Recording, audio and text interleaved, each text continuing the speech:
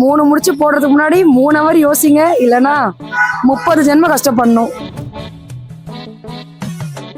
அங்க போய் கஷ்டப்பட்டா அன்லக்கி.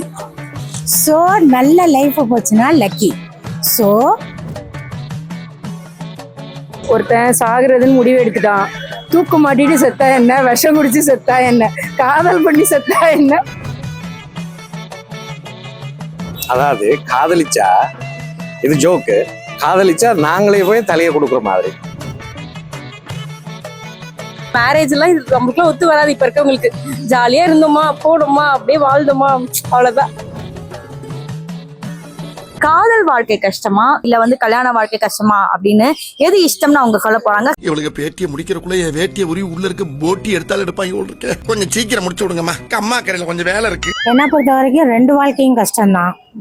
லவ் பண்ணா நம்மளோட பேர் நல்ல பேரா கிடைக்கணும். அது எங்க இருக்கு நெக்ஸ்ட். அப்படி கிடைச்சி நம்ம லைஃப்ல செட்டில் ஆயிட்டோம்னா நம்ம லக்கி. செட்டில் ஆகலைன்னா அன்லக்கி. அதே மாதிரி நம்ம வீட்டுல பேரண்ட்ஸ் பார்த்து நமக்கு முடிச்சு வச்சாங்கன்னா அங்க போய் கஷ்டப்பட்டா அன்லக்கி. ஸோ நல்ல லைஃப் போச்சுன்னா லக்கி. ஸோ என்ன பார்க்கும்போது 2 திராசு வச்சா 2ம் மேலும் கீழும் அப்படிதான் இருக்கும். பிரச்சனை இருக்கும்போது சிரிக்கத்தான் முடியுமா, இல்ல சிரிச்சாதான் பிரச்சனை முடிஞ்சிருமா? பிரச்சனையில இருந்து ஓடி போகத்தான் முடியுமா, இல்ல ஓடி போயிட்டாதான் பிரச்சனை தீந்துருமா? காதல் வாழ்க்கை கஷ்டமான்றது தெரியாது எனக்கு. நிறைய பேர் காதல் வாழ்க்கைய வாழ்ந்துட்டு கஷ்டமாவும் விடுறாங்க, சந்தோஷமாவும் இருக்காங்க. கல்யாண வாழ்க்கை இஸ் பெட்டர். மேக்சிமம் என்ன உங்க லைஃப்ல கல்யாண வாழ்க்கை பண்ணா ரொம்ப நல்லா இருக்காங்க. என்னோட அனுபவத்துல நான் சொல்றேன் மேடம், காதல் வாழ்க்கைன்றது கல்யாணம் பண்ணி லவ் பண்றது தான் நல்லா இருக்கும். காதல் வாழ்க்கை ஓகே தான், கல்யாண வாழ்க்கை ரொம்ப கஷ்டங்க. 3 முடிச்சு போடுறதுக்கு முன்னாடி 3 ஹவர் யோசிங்க, இல்லைன்னா எனக்கு அவ்வளோ சந்தோஷம். 30 ஜென்ம கஷ்டப்படணும். என் ஃப்ரெண்டு நல்லா விவரமா சொல்லுவாங்க. கூடவே வந்து கொடுத்து விட்டு போயிட்டாங்க. ஆக்சுவலி 2ம் கஷ்டம் தான். ஃபர்ஸ்ட் எல்லாம் நல்லா போற மாதிரியும் இருக்கும். போக போக ஏதான் இப்படி போகுதோன்னு தோணும். ஓகே, நம்ம அட்ஜஸ்ட் பண்ணிட்டு போகணும், அவ்வளவுதான். ஒண்ணு சொல்றதுக்கு இல்ல. என்ன வார்த்தைடா சொல்லிட்டேன். ஒருத்தன் சாகுறதுன்னு முடிவு எடுத்துட்டான். தூக்கு மாட்டிட்டு செத்தா என்ன, விஷம் குடிச்சு செத்தா என்ன, காதல் பண்ணி செத்தா என்ன, கல்யாணம் பண்ணி செத்தா என்ன, ஆக மொத்தத்துல 2 பேருமே சாக போறாங்க. சிவா என்ன பண்றீங்க? டீயை தொட்டி எண்ணெய் அடிச்சுக்கிறேன் சார். நான் லவ் மேரேஜ் பண்ணிப்பேனா அரேஞ்ச் மேரேஜ் பண்ணிப்பேனான்னு கேட்டீங்கன்னா நான் ஃபர்ஸ்ட் மேரேஜ்ன்றது ஒண்ணுத்துக்கே ப்ரிப்பேர் ஆகல. இப்பெல்லாம் என்ன ட்ரெண்ட்? ஆமா, 28 வயசு ஆனதுக்கு அப்புறம் தான் இப்ப மேரேஜ் பண்ணிக்கிறாங்க. எங்க அம்மா என்ன சொல்றாங்க, லவ் பண்றியா ஸ்ட்ரைட்டா 60 கல்யாணம் பண்ணிக்கோ, இல்ல அரேஞ்ச் மேரேஜா 2 வருஷத்துல பண்ணி வச்சிருன்றாங்க. நான் என்ன சொல்றேன், மேரேஜ் எல்லாம் இது நம்மளுக்குலாம் ஒத்து வராது. இப்ப இருக்கவங்களுக்கு ஜாலியா இருந்தோமா, போனோமா, அப்படியே வாழ்ந்தோமா, அவ்வளவுதான். காதலிச்சாலும் கல்யாணம் பேசி கல்யாணம் முடிச்சாலும் கணவன் மனைவிக்குள்ள இருக்கிற அந்த தேவையில்லாத ஐடியாலாம் கொடுத்துட்டு நம்மள இறக்கி விட்டு படிக்க பார்க்கறானே. அதாவது இப்ப எப்படித்தானே, காதலிச்சிட்டும் கல்யாணம் கட்டலாம், கல்யாணம் கட்டிட்டும் காதலிக்கலாம். ஓகே, ஏன் நீங்க காதல் எல்லாம் பண்ணது இல்லையா? அப்படியே கொஞ்சம் பாக்குறது அந்த மாதிரி கூட இல்லையா சார்? பாத்துருக்கேன் தான் ஆரம்பிச்சு சொல்லிட்டேன். நான் பாத்துருக்கேன், லவ் எல்லாம் பண்ணது கிடையாது. நம்ம எல்லாம் அப்பா அம்மாவுக்கு கட்டுப்பட்ட ஒரு பையனா வளர்ந்தாச்சு. ஸோ அந்த ஜென்ரேஷன் அப்படிதான். ஆக்சுவலி லவ் பண்றது இப்போ ரொம்ப ரொம்ப ஈஸி. இப்போ பண்ணுன்னு சொன்னா நான் கூட பண்ணிட்டு வந்துடும் போயிட்டு, அவ்வளோ ஈஸி லவ் பண்றது. ஆனா லவ் பண்ணாம அப்ப இருந்தது ரொம்ப ரொம்ப கஷ்டம். அது ஆக்சுவலி அது காலகட்டம் வேற.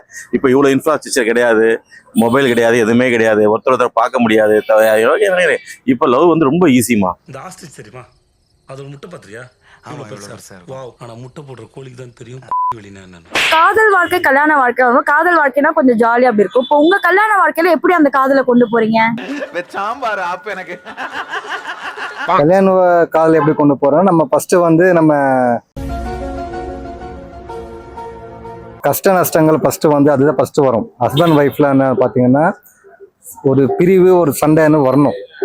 வந்தாதான் ஒருத்தர் புரிஞ்சுக்க முடியும். அதுக்கப்புறம் தான் லவ் ஸ்டார்ட் ஆகும். அந்த லவ்ல தான் எல்லாமே நல்லா சக்சஸ் எல்லாம் போய் முடியும். ஒருத்தர் புரிஞ்சுட்டு வாழ்றதுக்கு நல்லா இருக்கும். இப்ப அரேஞ்ச் மேரேஜ்ல என்ன கஷ்டம் பாக்குறீங்க, காதல் மேரேஜ்ல என்ன கஷ்டம் பாக்குறீங்க? ஏதாவது ஒன்னாவது ஒரு பெனிஃபிட்டாவது இருக்கும்ல. காதல்னா முன்னாடியே தெரிஞ்சு வச்சிருக்கோம், அரேஞ்ச்னா அப்பதான் புதுசா, அது எது மாதிரி? அத வேற ஞாபகப்படுத்திட்டீங்க. நெஞ்சமெல்லாம் பொண்ணா இருக்கு தம்பி. லவ் மேரேஜ்னா தெரிஞ்ச பிசாச கல்யாணம் பண்ணிக்க போறோம். நான் அரேஞ்ச் மேரேஜ்னா தெரியாத பிசாச கல்யாணம் பண்ணிக்க போறோம். நான் ஆக்சுவலி அரேஞ்ச் மேரேஜ் தான். அதே தான், முன்னாடி தெரிஞ்சிருந்தா மேபி யோசிச்சுக்கலாம் மேரேஜ் பண்றதுக்கு. இப்போ ஒன்றும் பண்ண முடியாது, மேரேஜ் பண்ணிட்டேன் அவ்வளோதான், என்ன பண்ண முடியும். காலம் மாறி போச்சுடா. அதேதான் அவங்க சொன்ன மாதிரி தெரிஞ்ச பிசாச கல்யாணம் பண்றது தெரியாது எல்லாமே போறோம் மார்ச்சரிக்கு. அதுல யார கல்யாணம் பண்ணா என்னங்க, எப்படியும் அவன் பரத் மாதிரி நாங்க சுத்ததான் போறோம். ஜோக்ஸ் அப்பார்ட், ஆனா சீரியஸா சொல்லணும்னா எல்லாருமே மேரேஜ் பண்ணிக்கோங்க. நாங்க படுற கஷ்டம் சந்தோஷம் நீங்களும் சேர்ந்து படணும், அவ்வளவுதான். எப்பா டேய் போதும்டா. அரேஞ்ச் மேரேஜ்ல என்னென்ன அட்வான்டேஜஸ்லாம் இருக்கு? இப்ப காதல் கல்யாணம் அப்படின் போது இப்ப பல பேர் என்ன சொன்னாங்கன்னா இந்த மாதிரி உடனே டிவோர்ஸ் ஆயிடுறாங்க அப்படின்னு சொன்னாங்க. சோ அரேஞ்ச் மேரேஜ்ல என்னென்ன இதெல்லாம் இருக்கு? இதெல்லாம் வந்து எங்களுக்கு கிடைக்க அரேஞ்ச் மேரேஜ்லாம் என்னது? அது இப்பதான் டிக்டாக்ல நிறைய ஜோக் போடுறாங்களே. அதாவது காதலிச்சா இது ஜோக்கு, காதலிச்சா நாங்களே போய் தலையை கொடுக்குற மாதிரி. இது ஜோக்கு, அழக்கூடாது, சிரிக்கணும். அரேஞ்ச் மேரேஜ்டா எங்கட நம்மள எல்லாருமே சேர்த்து கொண்டு குடும்பத்தோட போய் தலையை கொடுக்குறோம். இப்போ உங்க மனைவிய எவ்வளவு தூரம் லவ் பண்றீங்க? கல்யாண வாழ்க்கை என்றால் அதில் காதலும் இருக்கும். எவ்வளவு தூரம் உங்க மனைவியை காதலிக்கிறீங்க? ரொம்ப ரொம்ப ரொம்ப இருக்காங்க. 20 வருஷம் 21 வருஷமா கூட லவ் பண்றாங்க இல்லையா. ஸோ அவங்க பல வகையில் அவங்க லவ் பண்ணுவாங்க, பல வகையில் நானும் லவ் பண்ணுவேன். நல்லா இருப்பாங்க, சந்தோஷம் தான். அதுவும் பிரச்சனை. அவங்க கிட்ட பிடிச்சது என்ன? பிடிச்சதா ஒரு நாளைக்கு டெய்லி 10 முறையாக கோவப்படுறது தான். கோவப்பட்டு சண்டை போடுறதான் பிடிச்சது. அது அந்த சண்டை நடக்கலைன்னா தான் நமக்கு இன்னும் ஏதோ மாதிரி ஏதோ உதைக்குது அப்படின்ற மாதிரி இருக்கும். ரொம்ப ஸ்மூத்தா இருந்தாலும் பயமா இருக்கும். சண்டை போட்டு இருந்தா பிரச்சனை கிடையாது, ஓகே நார்மலா தான் இருக்கா அவ. உங்க வைஃப் வந்து சண்டைக்காரி அப்படின்னு சொல்றீங்களா? உலகமாக சண்டைக்காரி. அப்படியே உங்க மனைவி பத்தி ஐ லவ் யூ சொல்லுங்க. ஐ லவ் யூ தேவி. உங்க மனைவியை நீங்க எவ்வளவு தூரம் லவ் பண்றீங்கன்னு உங்க வார்த்தைகள்ல தெரியுது. இருந்தாலும் உங்க மனைவி இந்த வீடியோ பார்க்கலாம். சோ அவங்களுக்கு நீங்க வந்து 2 லைன் சொல்லணும். நீங்களாம் சொல்லணும் அவ்வளவு லவ் பண்றீங்கன்னு. என் மனைவி வந்து நான் என் உயிர்கிட்ட ரொம்ப ஆசைப்படுறாங்க என் மனைவி. சரி, ஓகே. சரி, உங்க மனைவி பத்தி ஐ லவ் யூ சொல்லுங்க. I love you, thank you. சரி, என்னதான் இருந்தாலும் நம்ம ஹஸ்பண்ட் மேல காதல் கண்டிப்பா இருக்கும். நீங்க உங்க ஹஸ்பண்ட் எவ்வளவு காதலிக்கிறீங்க? அது நோ வேர்ட்ஸ்ங்க. இதெல்லாம் ஃபன், அது ஒரு இமோஷன் இல்ல. இல்ல அது சொல்லவே முடியாது. இதெல்லாம் தாண்டி இருக்கிறதா லவ். இட்ஸ் நாட் சொல்லணும் ஷாப்பிங் போகணும் வாங்கணுன்றது இல்ல. அது கொஞ்ச நேரம் இருந்தா கூட அது ஒரு இமோஷன். அதுதான் பியூர் லவ் என்ன பொறுத்த வரைக்கும். நீங்க சொல்லுங்க, எவ்வளவு லவ் பண்றீங்க உங்க கணவனை? நிறையவே லவ் பண்றேன். அது அவ்வளோ சொல்ல வார்த்தை இல்லை. சிங்கிளா அதாவது சொல்லணும்னா இருந்தாலும் கஷ்டமா இருக்கு, இல்லைனாலும் கவலையா இருக்கு. அதே தான். ஆக்சுவலி ஃபேக்ட் என்னன்னா, இப்போ இவ்வளோ ஃப்ரீடமா இவ்வளோ சந்தோஷமா இவ்வளோ ஓப்பன் அப்பா நாங்கள் பேசுறோம்னா அதுக்கு அவங்களும் கொடுத்த லிபர்ட்டி தான் காரணம். ஸோ அதுக்கு ரீசன் என்ன அப்படின்னா, நாங்கள் அவங்க மேலே வச்சிருக்க லவ், அவங்க எங்க மேலே வச்சிருக்க ட்ரஸ்ட் அண்ட் லவ். அது இல்லாமல் லைஃப் கிடையாது. என்னதான் இருந்தாலும் உங்க மனைவியை இப்போ வரைக்கும் நீங்க காதலிச்சிட்டு இருக்கீங்க. எந்த அளவுக்கு அவங்களை காதலிக்கிறீங்க? இந்த தருணத்துல தான் சொல்றதா சொல்லலாம். அதுக்கு ஒரு பெர்சன்டேஜே கொடுக்க முடியாது, அதுக்கு மேல மேல சொல்லுங்க. பக்கத்துல இருக்காங்க, சொல்லியே ஆகணும். சொல்லுங்க, அவங்க கேட்கணும் இப்போ.